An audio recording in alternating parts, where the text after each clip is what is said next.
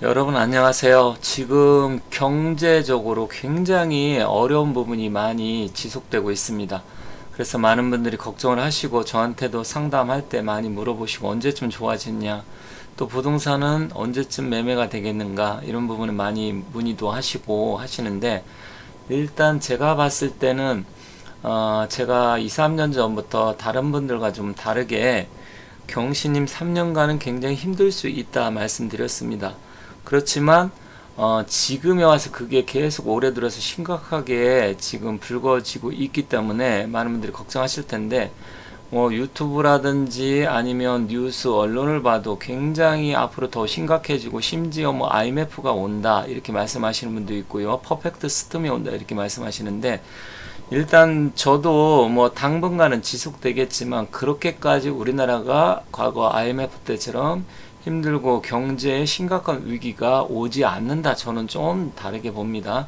그 이유가 여러 가지가 있는데, 일단 그 하나하나 다 말씀드리기가 뭐하지만 앞으로 차근차근 해서 시리즈 형태로 말씀드리도록 하겠습니다. 자, 그러면 오늘은 주로 어떤 부분을 말씀드릴 거냐면, 주식하고 지금 계속해서 원자재 값이라든지 물가가 상승하고 있는데 이제 거의 막바지에 왔다. 그러면 막바지 왔는데 왜 막바지에 왔다고 판단을 하는지, 그러한 부분에서 말씀드릴 테니까 지금 현재 궁금해 하시는 점이 많고 앞으로 어떻게 될 것인가, 또 어려운 상황에 처해 있는데 이걸 어떻게 극복하실 건가, 그런 부분에 대해서 관심이 많으신 분들은 한번 재밌게 봐주시면 좋겠습니다.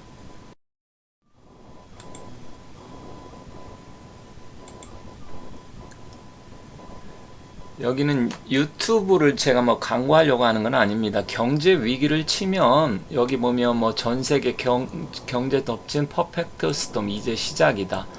그리고 지금은 경기 침체가 아니라 금융 위기를 걱정할 때 해서 여러 가지 총체적인 경제 위기 시작 이런 게 있습니다. 그러다 보니까 많은 분들이 이 유튜브라든지 언론을 보면 정말로 이게 나라가 망할 정도로 심각한가 걱정을 하시는데, 제가 왜 좀 다르게 보는지 한번 말씀드릴게요. 저도 찾아보다 보니까 정말 이런 게 많았습니다. 총체적인 경제 위기가 시작한다. 또 석 달째 무역 적자가 됐는데 그 원인은 무엇이냐? 정말로 퍼펙트 스톰이 오는 것이냐? 이대로 가면 뭐 금융 위기 때보다 더 악화된다.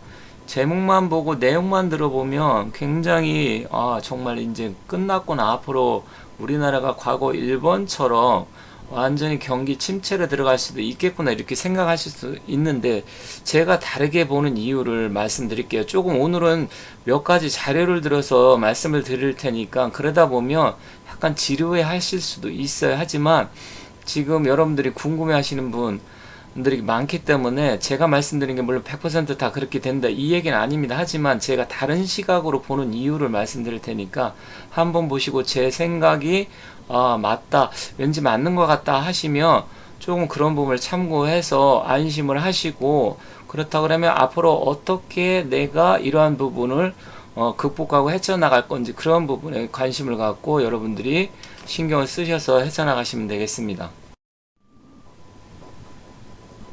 첫 번째로 종합 주가지수 예를 들어서 한번 그 이유를 말씀드리겠습니다. 저는 이제 상담할 때 뭐 부동산이라든지 코인, 가상화폐, 그리고 주식에 대해서도 저한테 많이 물어보기 때문에 제가 이런 쪽에 관심도 많고, 또 저 역시 뭐 전공이 경제 경영 쪽이다 보니까 20년 동안 주식을 또 굉장히 관심 있게 많이 공부하고 실제로 주식 투자도 많이 한 사람입니다.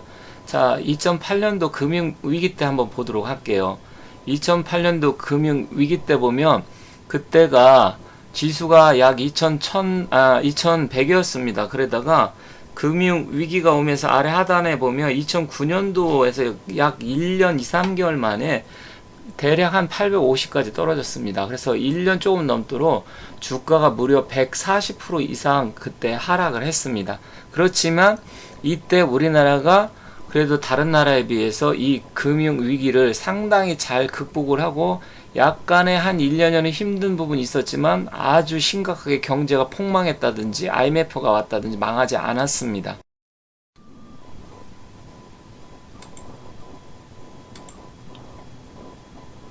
자, 최근을 보도록 하겠습니다. 2020년에 코로나 발생해서 팬데믹이 됐을 때 그때 2018년도가 팬데믹 되기 전에 주가 지수가 2600이었다가 2년 만에 1450 정도로 해서 약 70% 이상이 하락을 했습니다. 뭐 거의 폭락 수준이죠. 물론 금융위기 때는 140% 정도니까 완전히 폭락이고, 코로나가 시작됐을 무렵에는 일단 1450까지 떨어져서 약 70% 이상 떨어졌는데, 바로 1년 만에 회복이 돼가지고 1년도 채 안 걸렸습니다. 회복이 돼서 무려 3300까지 또 폭등을 했습니다. 급격하게 이게 올라갔었죠. 그렇다고 하면 현재 2022년을 한번 알아보도록 할게요. 그렇다고 하면 22년 현재를 보도록 하겠습니다. 지금 주가 지수가 작년에 3320까지 올라가서 역대 최고를 찍었다가 지금 2300에서 왔다 갔다 합니다. 그렇다고 하면 약 40%가 조금 넘습니다. 대략. 그렇다고 하면 금융 위기가 왔을 때 140%, 그리고 코로나가 시작됐을 때 70%가 넘게, 지금 40%니까 그때에 비하면 하락률이 훨씬 더 폭이 적습니다. 그렇다고 하면 40%도 물론 많이 하락을 했지만, 그럼 앞으로 더 떨어질 것이냐 아니면 여기서 멈출 것이냐, 이게 관건인데, 조금 더 떨어질 수는 있지만 우리나라 현재 내성이 생겼기 때문에 저는 다른 영상에도 말씀드렸지만 2200 이하까지는 떨어지지 않는다고 봅니다. 그 이유를 제가 이제 지금부터 말씀드릴게요. 삼성전자를 많은 분들이, 우리나라 뭐 최고의 회사다 보니까 많은 분들이 투자를 하는데, 무려 500만 명 정도가 삼성전자 주식을 갖고 있다고 합니다. 자, 여기 보면 삼성전자의 주가인데 2005년도만 하더라도 만원대였습니다. 그러다가 그게 2021년에는 거의 9만원에서 10만원 가까이 갔었죠. 그러다가 지금 5만 8천원에서 왔다 갔다 합니다. 삼성전자는 저는 절대로 5만원 이하는 떨어지지 않고, 정말로 조금 문제가 된다 그래도 5만 3, 4천원 정도다, 이렇게 보고 있습니다. 그러면 무조건 사야 된다. 물론 지금부터 분할 매수를 해야 됩니다. 조금씩. 왜냐면 뭐 귀신도 아니고 뭐 하늘에서 누가 가르쳐 주는 것도 아니기 때문에 정확하게 알 수는 없지만, 현재 지금까지 과거 데이터를 보면 충분히 지금 살 시점이다. 자, 또 여기 표가 있습니다. 1998년도 IMF가 왔을 때 삼성전자가 거의 마이너스 70%까지 폭락을 했었고요. 그리고 금융 위기가 왔을 때는 42%, 그리고 팬데믹 때 코로나 시작됐을 때는 30%, 지금 약 38% 정도까지 떨어졌었습니다. 최고치에서. 그렇다고 하면 거의 3, 40%대.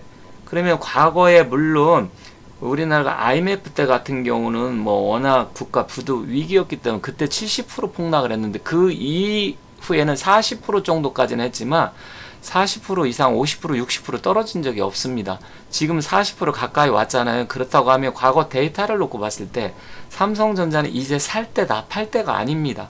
지금 손해보신 분들이 많겠지만 지금은 팔 때가 아니고, 이제는 조금씩 다시 사야 될 때다. 조금 떨어져야 몇 천 원 정도다, 이렇게 보기 때문에 여기서부터 떨어지면 이제부터는 사야 됩니다.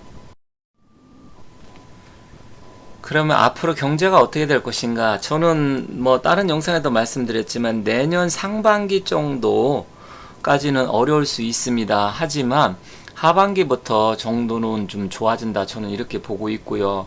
우리나라가 뭐 일본처럼 대폭락이라든지 30년 장기 침체는 오지 않는다고 생각합니다. 자, 그러면 제가 앞으로 좋아지는 이유를 왜 그렇게 생각하는지 두 가지 이유를 들어서 말씀드리겠습니다. 자, 여기 왼쪽에 보면 WTI 텍사스 중진료 가격인데, 배럴당 지금 100달러 이하로 떨어졌습니다. 최고가 3월 달에 123달러까지 갔는데 지금 98.53달러, 지금 최근 자료입니다. 팍 떨어졌습니다.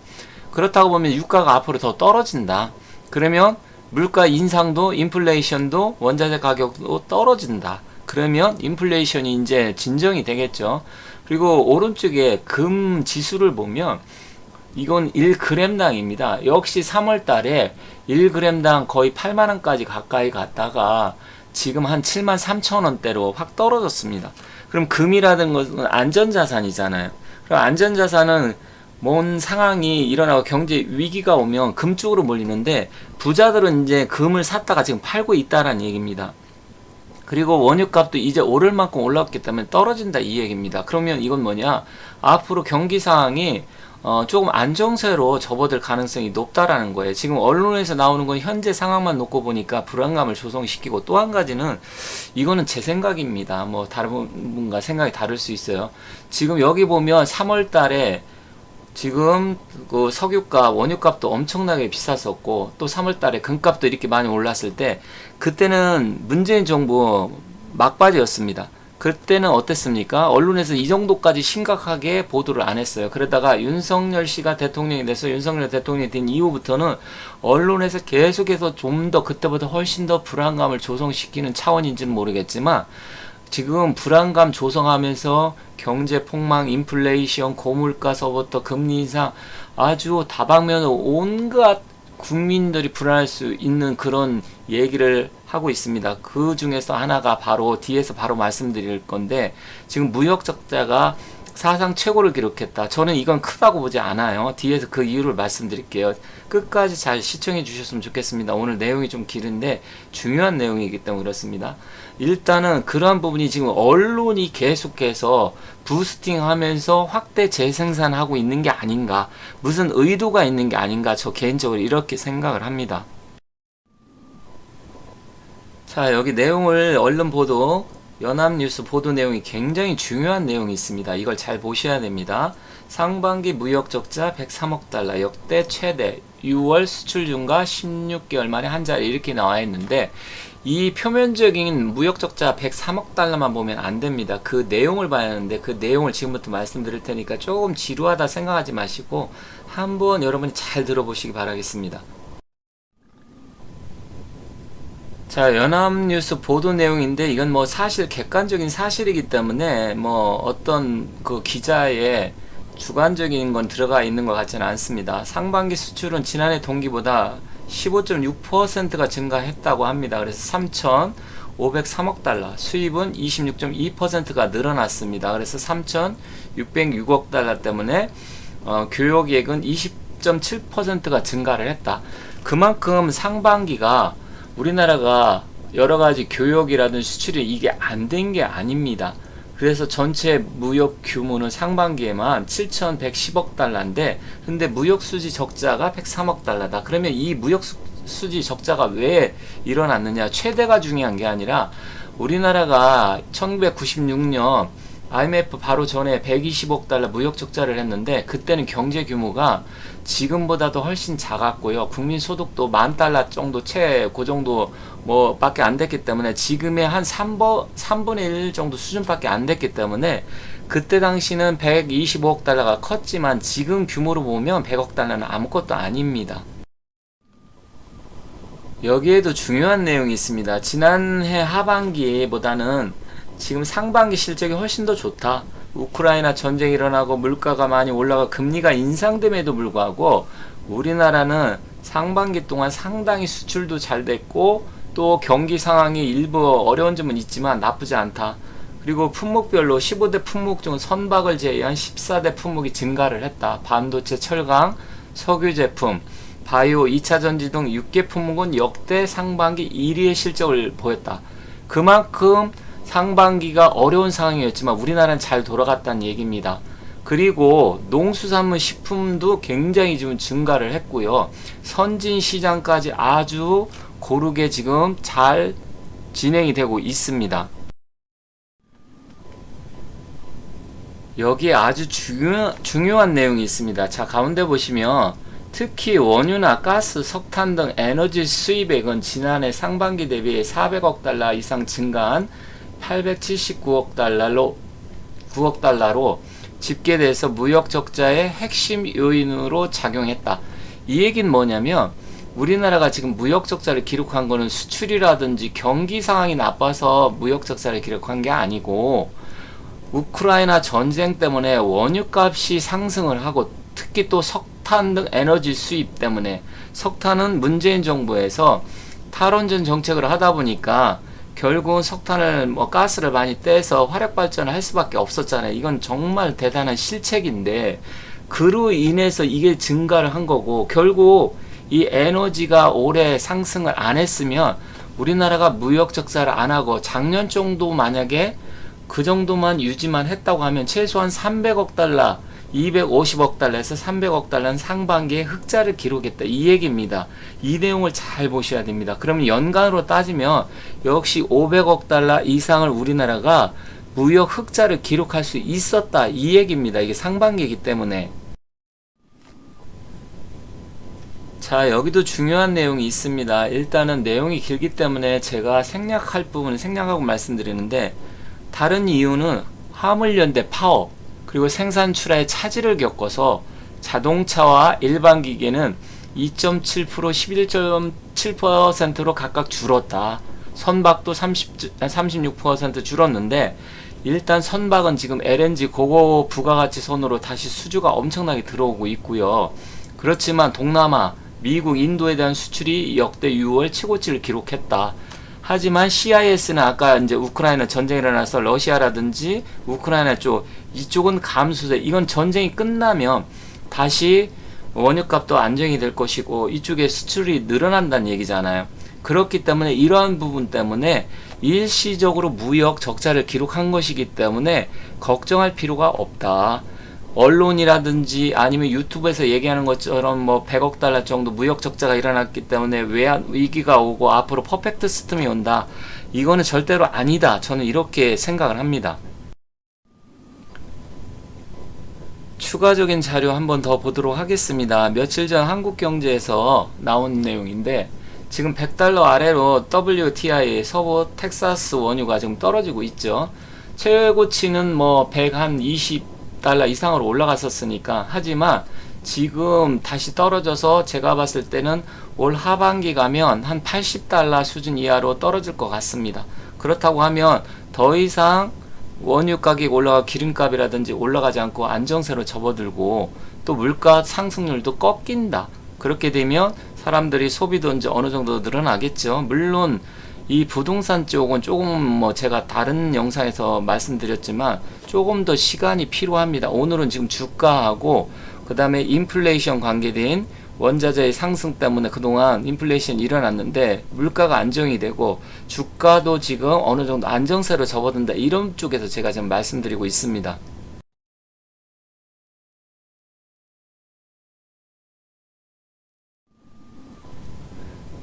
그렇다고 하면 과거에 WTI 원유는 어땠는지 한번 보도록 할게요.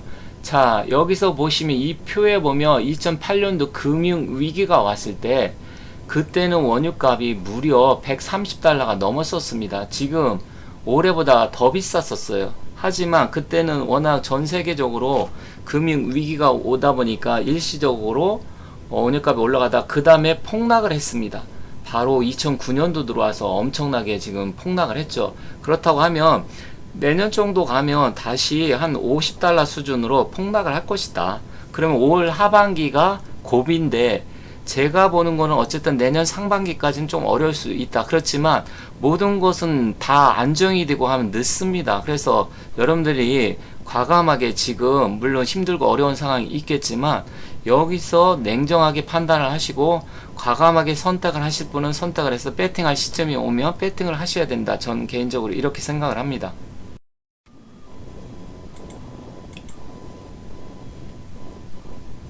이 자료는 미국의 5월달 소비자 물가 상승률 지수인데 머니투데이에 나온 그 자료를 한번 보도록 하겠습니다. 자, 보면 항공 운임이 거의 37.8% 올랐고 에너지가 34.6% 올랐습니다. 그러다 보니까 뭐 숙박비라든지 이런 거 같은 경우는 이제 여기에 연동이 되겠죠. 근데 의류, 외식비 이런 건 별로 안 올랐어요. 식품 정도도 뭐 한 10% 내외. 이건 뭐냐, 항공 운임과 에너지가 너무 과도하게 올랐기 때문에 이건 유가가 안정이 되면 당연히 이건 안정이 되겠죠. 그럼 유가가 지금 떨어지고 있잖아요. 그럼 내년간 많이 떨어질 텐데, 그렇다고 하면 이제는 거의 꼭대기까지 올라와서 꺾이는 추세이기 때문에 더 이상 올라가지 않는다. 이것을 지금 나타내고 있습니다. 그렇기 때문에 이제는 더 이상 물가 상승이라든지 인플레이션이 거의 올라갈 만큼 올라갔고 이 하반기에 조금 정도 더 올라갈 수는 있겠지만 더 이상 여러분들이 그렇게 걱정할 정도로 아주 심각한 사태가 발생하지 않는다.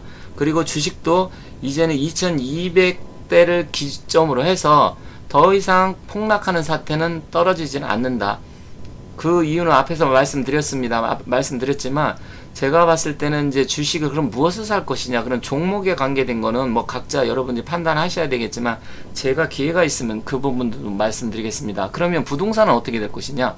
부동산은 지금 금리 인상하고 지금 맞물려 있기 때문에 금리 인상 추이를 봐야 되고요. 그럼 달러는 또 어떻게 될 것이냐? 달러는 지금 우리나라가 1,300원에서 왔다 갔다 하는데 1,350원 이상은 안 간다고 봅니다. 저 개인적으로. 이렇게 해서 오늘은 그렇다고 하면 지금은 달러는 이제 살 때가 아니다. 경제 위기 이렇게 판단이 되는데 달러에 대해서 제가 다른 시간에 물론 경제 학자하고 또 경제 전문가들은 시각이 다를 수 있습니다. 그 점 여러분께 참고하시되 제가 왜 그렇게까지 심각한 상황이 오지 않을 수밖에 없는지 그 이유를 들어서 말씀드렸습니다. 물론 다른 자료를 가지고 또 추가적으로 앞으로 제가 말씀드릴 거고요.